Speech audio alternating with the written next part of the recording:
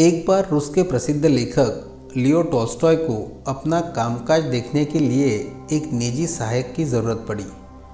इस बारे में उन्होंने अपने कुछ मित्रों से भी कहा कि उनकी जानकारी में अगर कोई योग्य व्यक्ति हो तो उसे अवश्य भेजें। कुछ दिनों बाद उनके एक दोस्त ने किसी युवक को उनके पास भेजा। वह युवक काफ़ी पढ़ा लिखा था, उसके पास ढेरों सर्टिफिकेट थे। वह टॉल्स्टॉय से मिला, मगर उससे पहले उन्होंने एक ऐसे युवक को अपना सहायक बना लिया था जिसके पास न तो अनुभव था और न ही वह उस युवक जितना पढ़ा लिखा था। युवक ने लौटकर टॉल्स्टॉय के मित्र को पूरी बात बताई। यह सुनकर हैरान होकर मित्र टॉल्स्टॉय के पास पहुँचे और उनसे पूछा, क्या मैं इसकी वजह जान सकता हूँ? टॉल्स्टॉय बोले, दोस्त जिसे मैंने चुना है उसके पास तो किसी की भी तुलना में अमूल्य प्रमाण पत्र है। उसने मेरे कमरे में आने के पहले मेरी अनुमति ली, डोरमेट पर अपने जूते साफ किए, तब अंदर आया।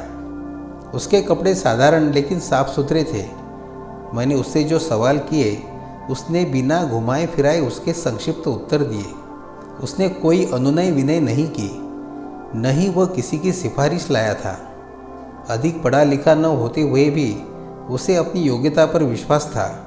इतने सारे प्रमाण पत्र बहुत कम लोगों के पास होते हैं। फिर टॉल्स्टॉय ने उसके बारे में बताया जो कई डिग्रियां लेकर आया था।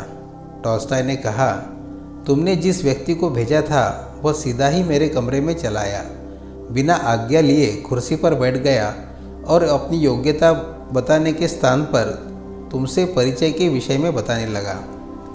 अब तुम ही बताओ उसकी इन डिग्रियों की क्या कीमत है? मित्र टॉल्स्टॉय की बात समझ गया।